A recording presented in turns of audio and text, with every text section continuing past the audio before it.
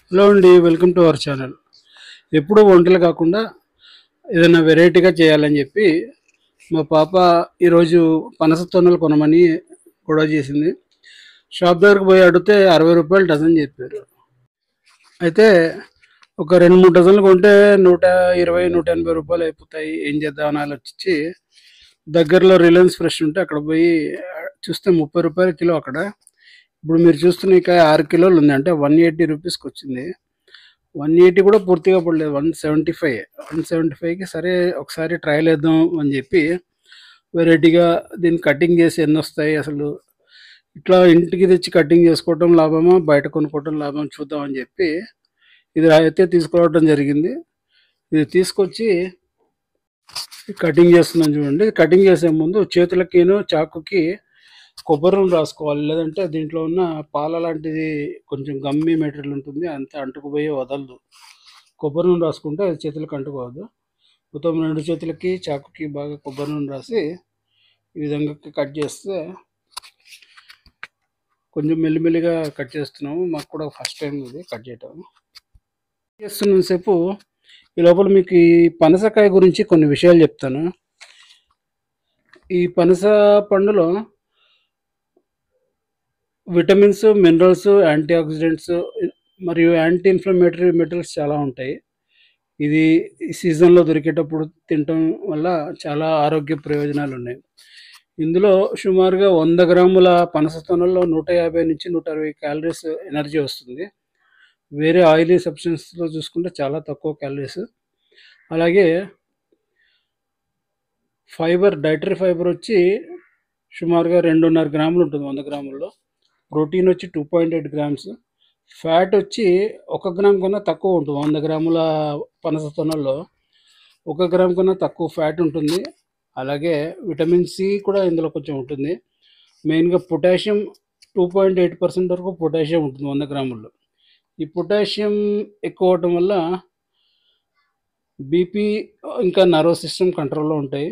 అలాగే మెగ్నీషియం కూడా 2.5% వరకు ఉంటుంది. వరకు మెగ్నీషియం కూడా ఉంటుంది.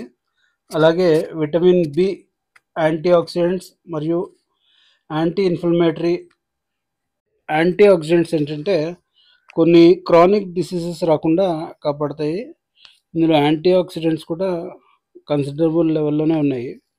అలాగే దీని గింజల్ని కూడా రకరకాలుగా వాడతారు. గింజల్లో కూడా ప్రోటీన్స్, ఫైబరు, మినరల్స్, కాల్షియం అన్ని రకాల విత్ ఐరన్ కూడా ఉంటుంది.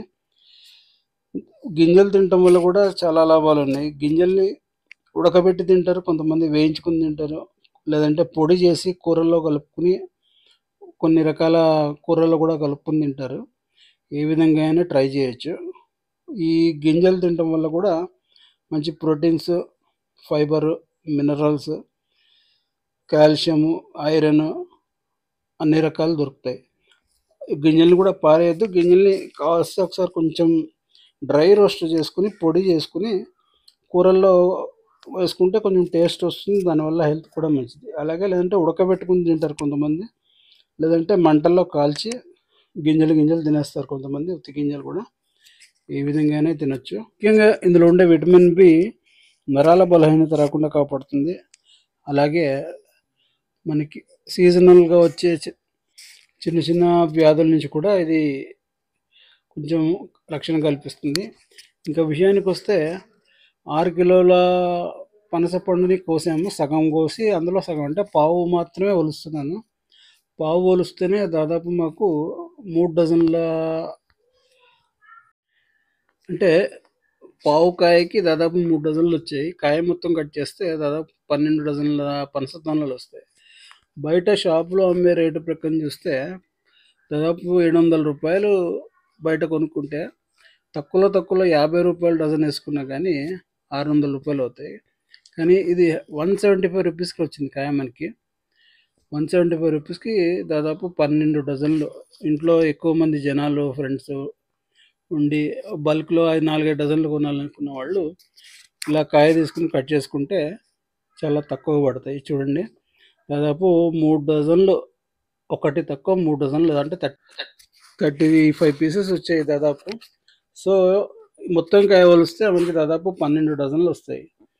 ఎక్కువ మంది ఇంట్లో చుట్టాలు వచ్చినప్పుడు అట్లా ఇట్లా సరదాగా తీసుకొచ్చి ఒకసారి కట్ చేసుకుంటే అందరూ హాయిగా తృప్తిగా తినొచ్చు. బయట కొనుక్కుంటే ఇవే 600, 700 అవుతాయి. అందుకని ఒక ట్రయల్ ఏసాము. మా ఈ ట్రయల్ ఎట్లా అనిపించిందో మీరు కామెంట్ చేయండి. నచ్చితే లైక్ చేయండి మరియు మా ఛానల్‌ని సబ్స్క్రైబ్ చేసుకోండి. Okay. Thank you for watching.